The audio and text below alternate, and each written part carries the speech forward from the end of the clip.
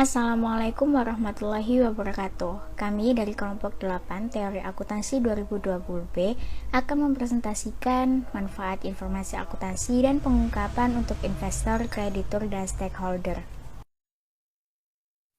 Sebelum memasuki materi, izinkan saya untuk memperkenalkan anggota kelompok 8. 1. Salvalni Maulida Rahma Hafsa dengan NIM 102. 2. Tiara Ayu Andini dengan NIM 106. 3. Evi Zumrotur Bustani dengan NIM 113. Dan 4. Nurma Adima Maulidia dengan NIM 116. Dalam presentasi kali ini, kami akan membahas data akuntansi dan model penilaian, nilai informasi akuntansi dengan data cross-sectional, peran auditing, manfaat dari akuntansi, dan makna pengungkapan. Assalamualaikum warahmatullahi wabarakatuh. Perkenalkan, saya Tiara Ayu Andini dengan NIM 200806941006. Di sini saya akan mempresentasikan tentang data akuntansi dan model penilaian.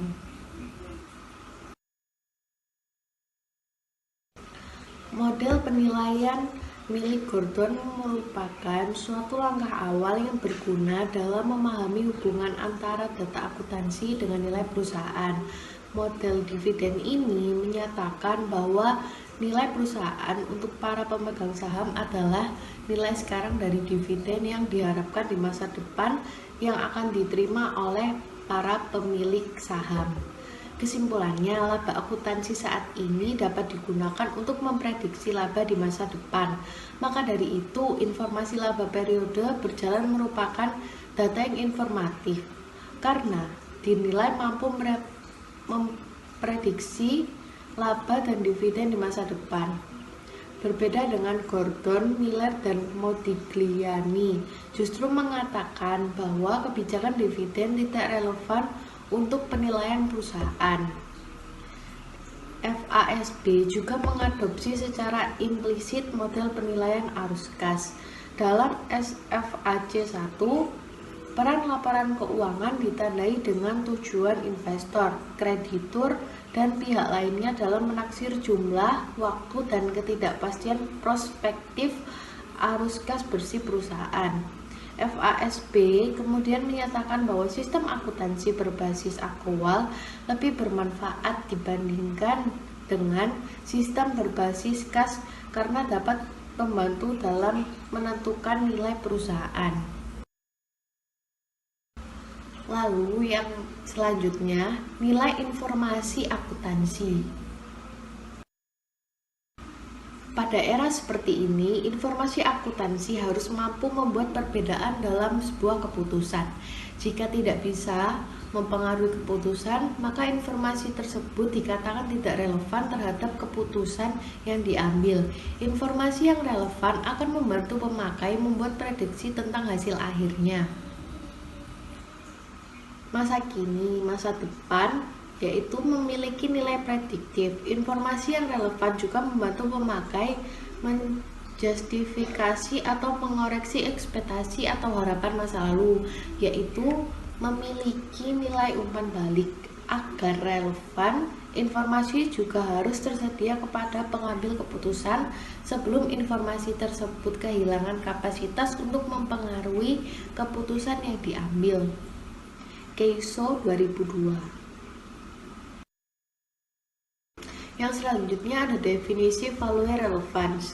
Relevansi nilai informasi akuntansi mempunyai arti kemampuan informasi akuntansi untuk menjelaskan nilai perusahaan.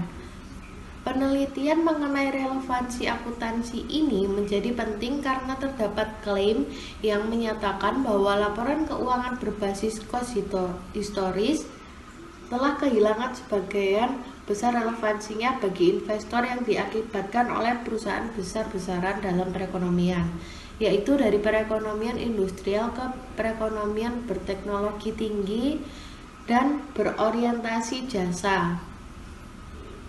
Lev 1999 menyebutkan bahwa relevansi nilai akuntansi dicirikan oleh kualitas informasi akuntansi tersebut. Francis dan Skipper memberikan pemahaman yang lebih komprehensif dengan menyebutkan 4 kemungkinan interpretasi konstruk relevansi nilai. Yang pertama ada informasi laporan keuangan mempengaruhi harga saham karena mengandung nilai intrinsik saham sehingga berpengaruh pada harga saham. Yang kedua, informasi laporan keuangan merupakan nilai yang relevan bila mengandung variabel yang dapat digunakan dalam model penilaian atau memprediksi variabel-variabel tersebut. Lalu yang ketiga ada hubungan statistik digunakan untuk mengukur apakah investor benar-benar menggunakan informasi tersebut.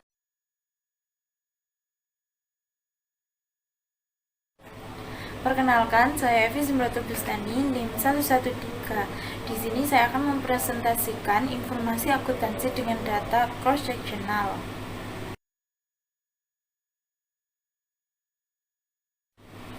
Data cross-sectional adalah data yang dikumpulkan dengan mengamati berbagai subjek seperti perusahaan, negara, wilayah, individu pada titik waktu yang sama.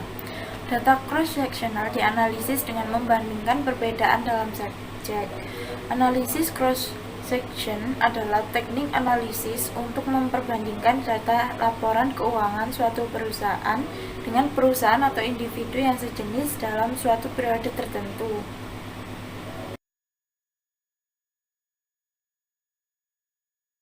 Teknik-teknik cross-sectional yang pertama ada common sense statement. Salah satu dorongan untuk mengembangkan common sense statement adalah masalah membandingkan laporan keuangan perusahaan yang berbeda ukurannya berdasarkan persentase tertentu. Yang kedua ada analisis rasio keuangan. Ada 7 kelompok rasio yang selalu disesuaikan dalam menganalisis laporan keuangan dengan menggunakan teknik cross-sectional yang pertama ada komposisi kas, yang kedua likuiditas, yang ketiga modal kerja atau arus kas, yang keempat struktur modal, yang kelima debt service coverage, yang keenam profitability, yang ketujuh turnover aset, piutang dagang, dan persediaan. Data laporan keuangan selalu digunakan dalam bentuk komparatif seperti aplikasi cross-sectional dengan membandingkan satu entity dengan entity lainnya pada waktu yang sama, dan aplikasi time series dengan membandingkan satu entity pada angka yang berbeda saat itu. Analisis cross-sectional digunakan pada yang pertama, penilaian merger atau akuisisi, yang kedua penilaian kinerja manajemen dan kompensasi eksekutif, yang ketiga prediksi keuangan, yang keempat keputusan kebijakan publik mengenai kelebihan laba pajak. Nama saya Salvani Maulida Rahmahafsah dengan NIM 102. Kali ini saya akan menjelaskan tentang peran auditing. Peran auditing bagi pihak yang diaudit.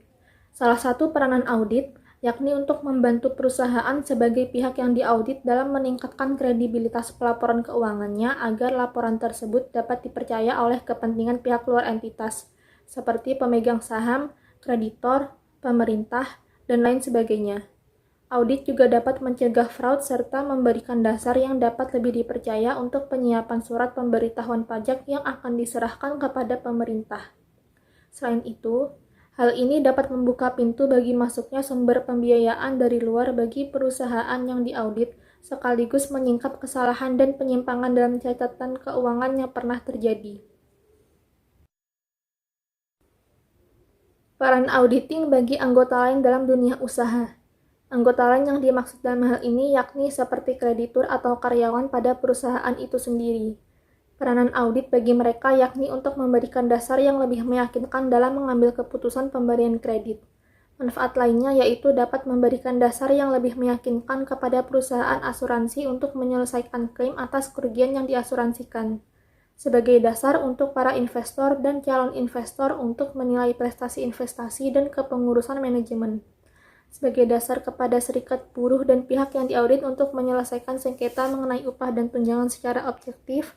Sebagai dasar untuk menentukan syarat penjualan, pembelian atau penggabungan perusahaan yang independen kepada pembeli maupun penjual, serta sebagai dasar yang lebih baik kepada para pelanggan atau klien untuk meyakinkan mereka dalam menilai profitabilitas, manajemen, hingga efisiensi operasional perusahaan. Lalu peran auditing bagi badan pemerintah atau pihak lain yang bergerak di bidang hukum. Peranan audit bagi pemerintah yakni untuk memberikan tambahan kepastian yang independen mengenai kecermatan pelaporan keuangan sebagai dasar pengenaan pajak. Manfaat lainnya yakni sebagai dasar yang independen kepada pihak lain di bidang hukum untuk menyelesaikan masalah dalam kebangkrutan, mengurus harta warisan maupun harta titipan, dan menentukan pelaksanaan perjanjian persekutuan dengan cara semestinya. Baik, saya Nurum Adimah Maulidia dengan NIM 116 akan menjelaskan mengenai manfaat dari akuntansi.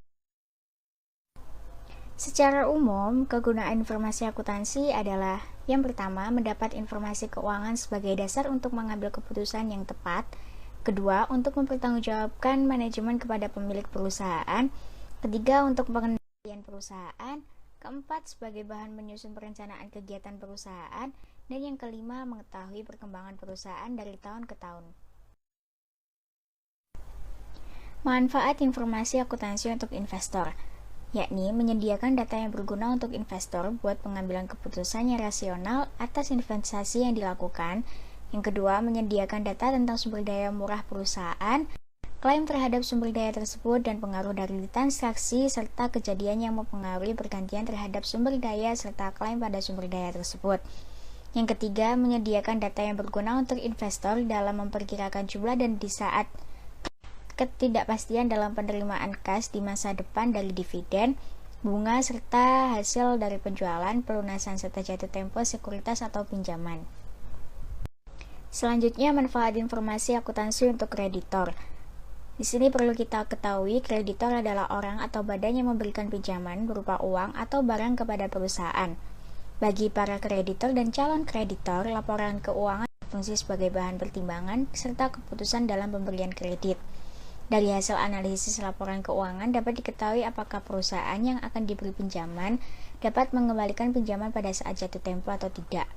Laporan keuangan dapat memberikan informasi mengenai apakah pinjaman yang diberikan cukup mendapat jaminan atau tidak, dan juga dapat mengetahui seberapa jauh kemampuan keuangan perusahaan. Apakah perusahaan tersebut dalam jangka waktu tertentu dapat mengembalikan pinjaman dan membayar bunga secara rutin. Selanjutnya, materi yang saya akan jelaskan adalah makna pengungkapan. Pengungkapan atau disclosure didefinisikan sebagai penyediaan sejumlah informasi yang dibutuhkan untuk pengoperasian secara optimal pasar modal yang efisien. Beliau membatasi pengertian pengungkapan hanya pada hal-hal yang menyangkut pelaporan keuangan.